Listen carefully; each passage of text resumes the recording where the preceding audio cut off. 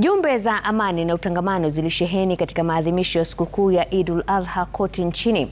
Waumini walimiminika katika maeneo tofauti ya ibada na viwanja kuadhimisha sherehe maalum, huku viongozi wakitaka Waislamu kuwakumbuka wasiojiweza pamoja na kukemea siasa za migawanyiko na ukabila.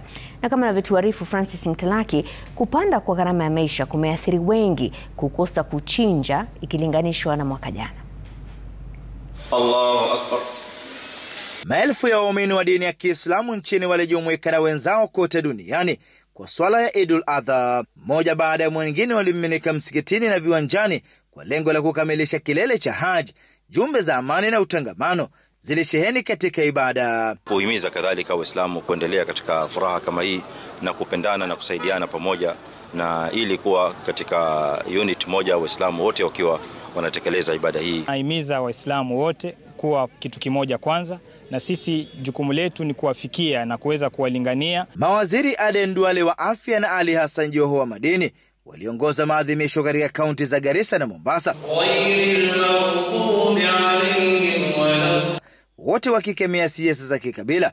Msaidizi wa Rais Faruk Kibet aliyeungana na jamii ya Waislamu kaunti ya Uasin Gishu ametaka Wakenya kudumisha umoja wa kitaifa katika kila pembe nchini. Katika hafla hiyo, Faruk alitoa kitita cha shilingi milioni 4.5 kusaidia katika ujenzi wa msikiti eneo la maili 4. Tuseme Waislamu wako na haki mahali popote katika dunia yetu ya Kenya.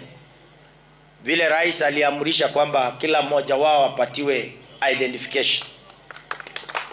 Mimi nasema mkiwa mnaishi hapa Eldoret, mko na haki kuchukulia vitambulisho yenu hapa, passport hapa, maana nyinyi ni wazaliwa hapa, wenyeji hapa.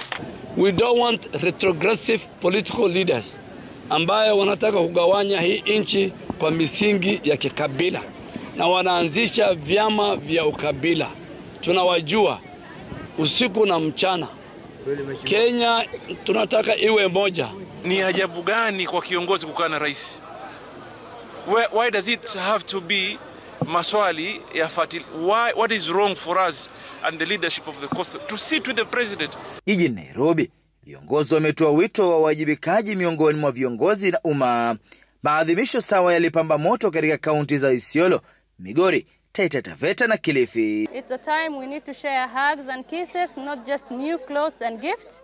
We're here to share hugs and kisses. We're here to share celebration in magnitude. Maeneo mengi ya kuchinja mifugo yameshuhudia idadi ndogo ya wateja wanaouza mbuzi na kondoo wakilalamikia kupanda kwa gharama ya maisha na hivyo kupandisha bei ya mifugo hao. Biashara ya safari mbuzi sifile iko katikati, hakuna soko kubwa sana. Bei iko juu sana, na sisi alhamdulillah ala kulli hal, hata kama ni pesa ngapi lazima tuchinje kwa sababu ni kitu ambaye Allah subhanahu wa ta'ala ametuamrisha. Francis Mtalaki, Ringa Citizen, Mombasa.